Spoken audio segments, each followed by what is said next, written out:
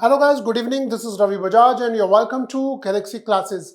आप सभी का एक बार फिर हिंदी में भी स्वागत है और इंग्लिश में भी स्वागत है। आज हम इस सेशन में क्या करेंगे, हम एक पेपर, इंग्लिश के एक पेपर को डिस्कस करेंगे।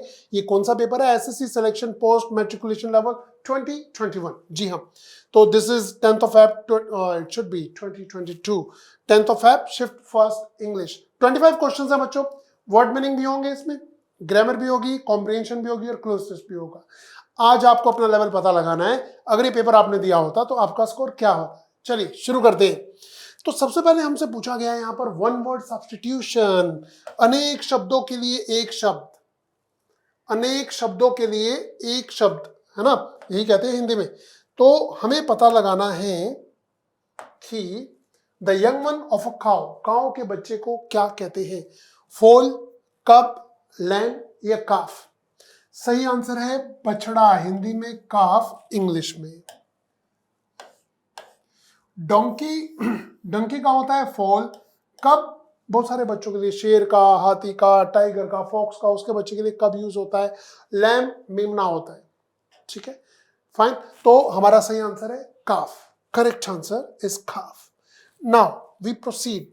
क्वेश्चन नंबर 2 हमसे पूछा जा रहा है एक्टिव का पैसिव वॉइस। देखिए, मैं बार बार हर क्लास में ये कहता हूं आपको, हर टेस्ट को सॉल्व करते हुए कहता हूं, एक्टिव पैसिव और नरेशन बोनस पॉइंट्स, इसके बिना पेपर में मत जाना। ठीक है, yup. His mother is staring at him का पैसिव वॉइस क्या होगा? भाई सबसे पहली बात तो ये कि इज का इज बीइंग कर देंगे। तो इज बीइंग किस किस पे आ रहा है? आई एक पे रहा है। ये गलत, ये गलत, ये गलत, is correct. He is being stared at by his mother is the right option.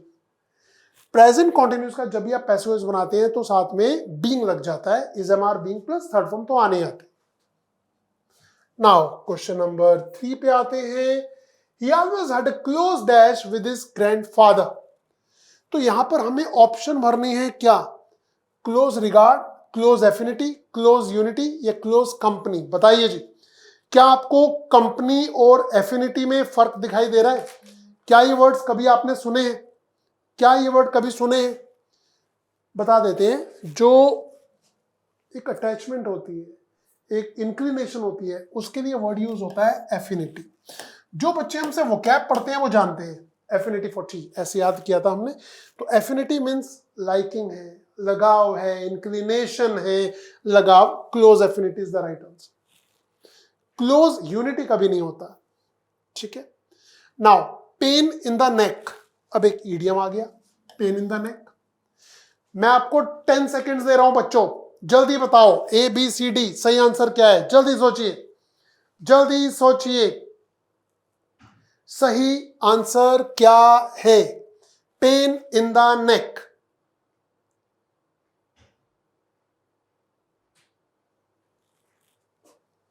Come on, come on, time होने वाला है, जल्दी बताइए, टाइम होने वाला है, बीत रहा है समय, time is over. Pain in the neck, to deal with someone stronger, someone something that is very annoying. Suffer pain because relieve someone, no, is the correct answer. B is the correct answer here. Okay, is the correct answer. Now we proceed. Make a beeline, एक idiom है, इसका सही meaning बताइए। दूसरा idiom आ गया हमारे सामने। Make a beeline, put the bees in a line, look for free bees, ये दोनों नहीं है क्योंकि बी के ऊपर आ रहा है तो बी आंसर में नहीं आएगा, ये पक्का है। Stand in a queue या so go straight to, go straight to, जिसे एक बी लाइन, एक वर्ड भी होता है डायरेक्ट कहीं पर जाना, बी लाइन, यहीं से बना है। अब हमसे सिनोनिम पूछा जा रहा है केओस का। This word is chaos, not चाओ, इट्स केओस। डिसेबिलिटी है, डिसहार्मनी है, डिसअग्रीमेंट है या डिसअपीयरेंस है। chaos, there was chaos in the room, तो disharmony is the right option here। ठीक है, फाइन। और इसका जो ऑपोजिट होता है वो होता है पीस। अच्छा, अब इनडायरेक्ट स्पीच, डायरेक्ट से इनडायरेक्ट में बताना है हमें, एंड देखते हैं जी क्या होगा। The airport officer, the daily football of passengers has increased, footfall of passengers has increased significantly since last year. देखो has का head हो जाएगा, चेक करते हैं किस में दिया हुआ है, that the daily food has का has ही दिया है, ये सही आंसर नहीं हो सकता.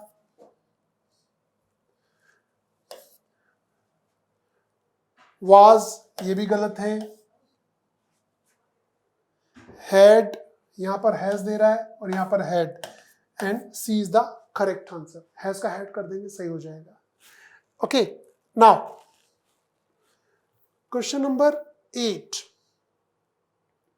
A group of people, especially traders or pilgrims traveling together across a desert, is called procession, convoy, parade, karma. And the correct answer is going to be karma. Convoy is a different word. Procession कोई भी बारात या जलसा हो सकता है. Parade तो army की होती है. Incorrectly spelled word आपसे पूछा गया है. आपको मिलते हैं 10 सेकेंड्स. जल्दी बताइए, जल्दी बताइए. ए बी सी या डी. 9 नंबर टाइप करके जल्दी बताइए बच्चों. ए बी सी या डी. मिलियन की स्पेलिंग सही लग रही है? Millipede, millionaire, millennium, suspense. इसका आंसर मैं नहीं दूंगा, इसका आंसर आप देंगे कमेंट में. जल्दी बताइए और उसके ऊपर मैं कमेंट करूंगा. तो बहुत सिंपल है, but don't go for Google, please don't go for Google. Google में सर्च मत करिए, अपना दिमाग लगाइए. क्योंकि मैंने आपको क्या कहा था, आज आपको ऐसा फील करना है कि आज आपका एसएससी का पेपर है. क्या करेंगे, जल्दी बताइए. Now 10 number. It has been dash a pleasure to meet you. So a pleasure, much a pleasure, such a pleasure, या more a pleasure. The correct answer is so is wrong. It has been so a pleasure, much a pleasure, more तो बिल्कुल बनी नहीं. Such is the right expression over here. So it has been such a pleasure to meet you. इतनी खुशी हुई है कि बता नहीं सकते आपसे मिलकर. इसका मतलब ये है. एंड 11 पे आते हैं. आपको बताना है बच्चों सिनोनिम ऑफ रिलायबल. भाई रिलायबल होता क्या है पहले ये बताइए, जिस पर आप विश्वास कर सके. डिसऑनेस्ट तो इसका एंटोनिम हो गया, ये तो सही आंसर हो ही नहीं सकता. ठीक है. अब स्टेबल होगा क्या? स्टेबल होगा क्या? स्टेबल तो होता है स्थिर. फॉल्स या वीक, बताइए जी. भाई फॉल्स और वीक तो नेगेटिव हो गए, तो स्टेबल हो गया स्थिर. यही बचता है अब तो हमारे पास. डिसऑनेस्ट भी नहीं. अगर ऑनेस्ट होता तो हम उस पे जाते. आजिए इनकरेक्टली स्पेल्ड वर्ड बताना है आपको. वेलफेयर, अपील, पार्टनर या एड्रेस. कल हमने एक पेपर किया था, उसमें एड्रेस की स्पेलिंग गलत थी, तो यहां पर तो एड्रेस की सही है, पार्टनर भी सही है. पंगा इन दोनों में है, बताओ कहां. अपील भी सही है, वेलफेयर में दिक्कत है, भलाई में दिक्कत है. तो बताइए जी, वेलफेयर में दिक्कत आ रही है, क्या करें? सिंपल से स्पेलिंग हमसे पूछी, बता दीजिए क्या स्पेलिंग है. ठीक है. Now 13 number. Incorrectly spelled word. Protect, protein, purpose या प्रोटेस्ट. स्पेलिंग वाले क्वेश्चन बहुत ज्यादा आ रहे हैं, क्या बात है. तो प्रोटेक्ट की स्पेलिंग सही है, प्रपोज भी सही है, प्रोटेस्ट भी सही है. प्रोटीन में है दिक्कत, प्रोटीन में है दिक्कत, ये है हमारा सही आंसर.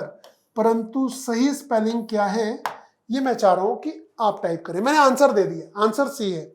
सही स्पेलिंग क्या है आपकी प्रैक्टिस मायने रखती है, इसलिए जल्दी जल्दी उंगलियों से टाइप कर दीजिए, फोन पे टाइप कर दीजिए, लैपटॉप पे बैठे हैं तो टाइप कर दीजिए प्रोटीन की सही स्पेलिंग. ओके. नाउ 12 क्वेश्चन बचते हैं, आइए जानते हैं. आज बहुत सारे एंटोनिम सिनोनिम आ रहे हैं, क्या बात है. सो मॉइस्ट का एंटोनिम बताना है. भाई मॉइस्चर तो सुना होगा आपने, है ना. तो इसका ऑपोजिट क्या होगा? डैम्प भी इसका सिनोनिम है, गीला होता है. वेट सूखा होता है.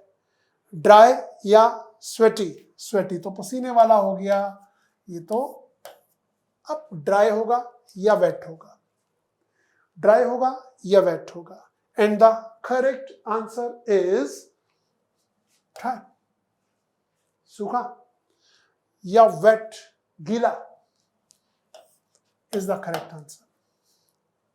ठीक है, नाउ 15, लो जी, कितना सिंपल है, कितना सिंपल है।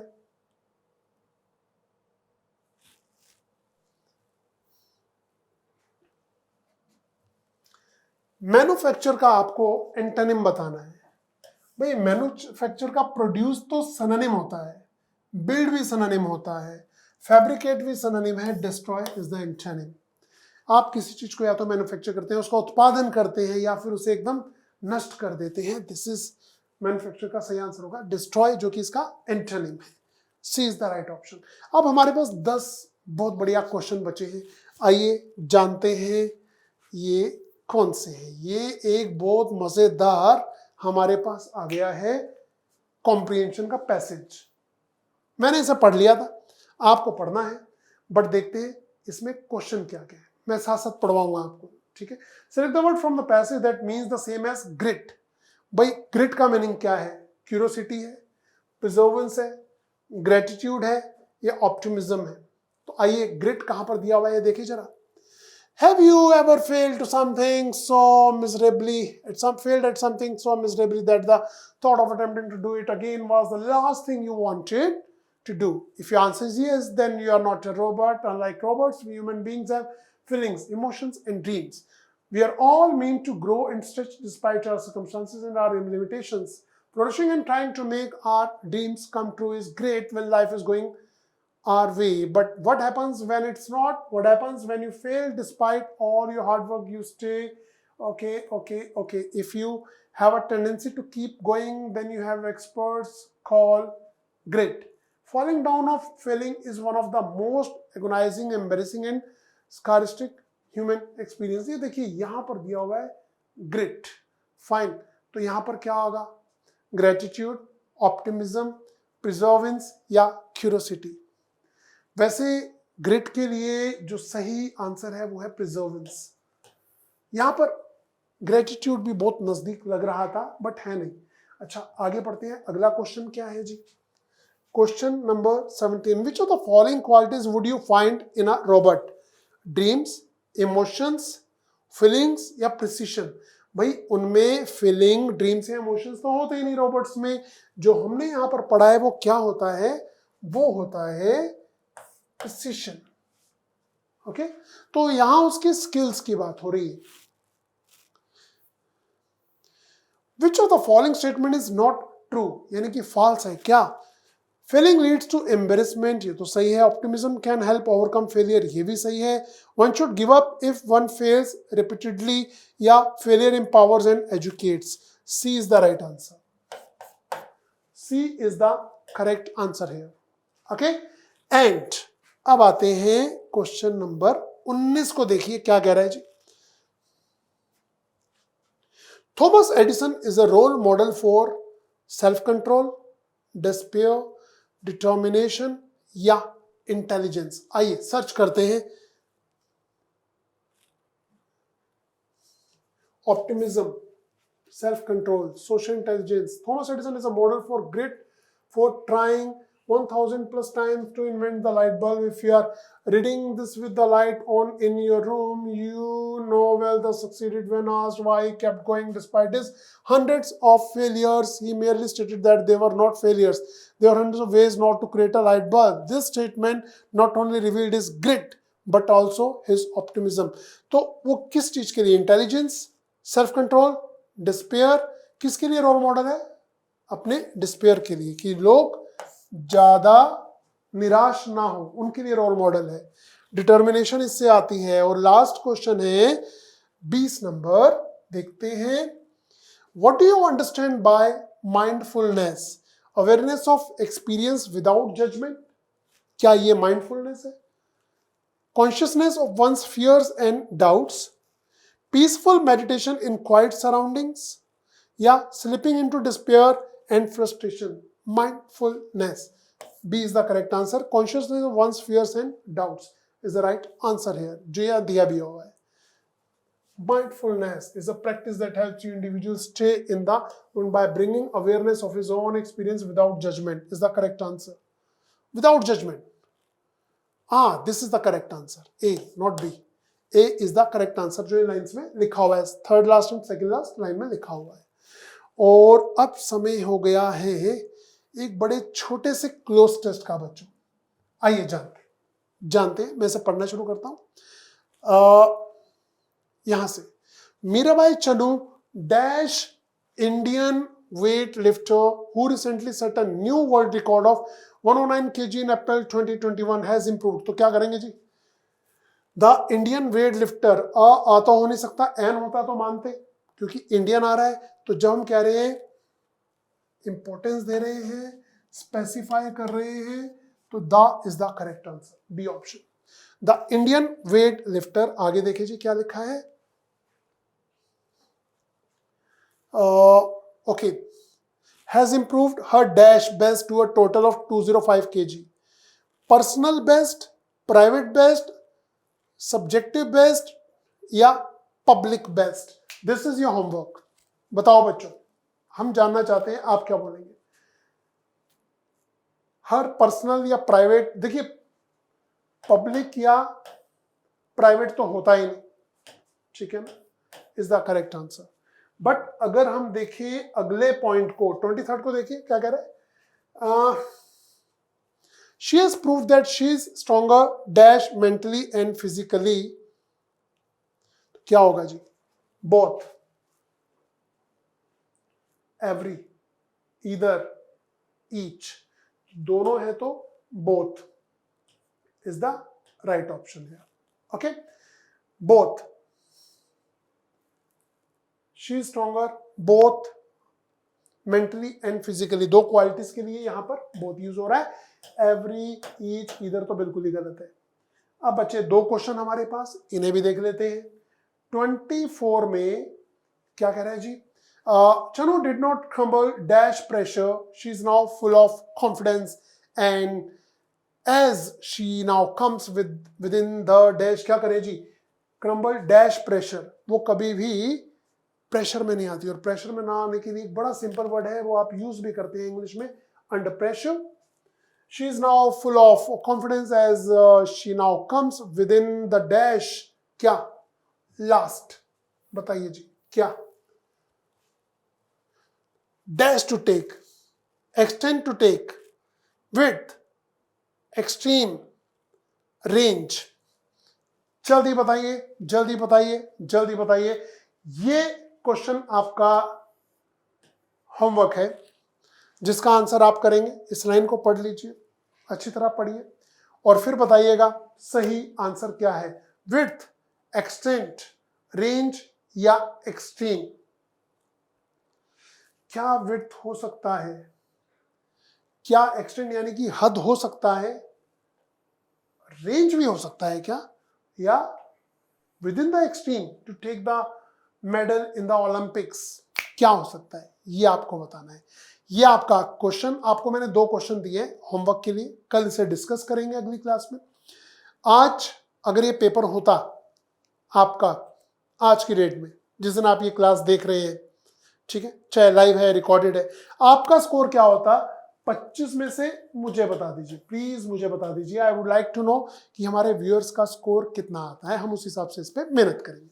बच्चों कोई भी टॉपिक आपको बहुत परेशान करता है इंग्लिश में, कमेंट करिए, हम उस टॉपिक को लेकर आएंगे आपके पास with so many examples and so many exercises. Okay, तो गाइस अभी तक के लिए इतना ही. कल मिलेंगे at the same time at the same YouTube channel with Galaxy classes, मेरे साथ इंग्लिश की क्लास में. Till then bye bye, take care, good night and the time to say happy learning.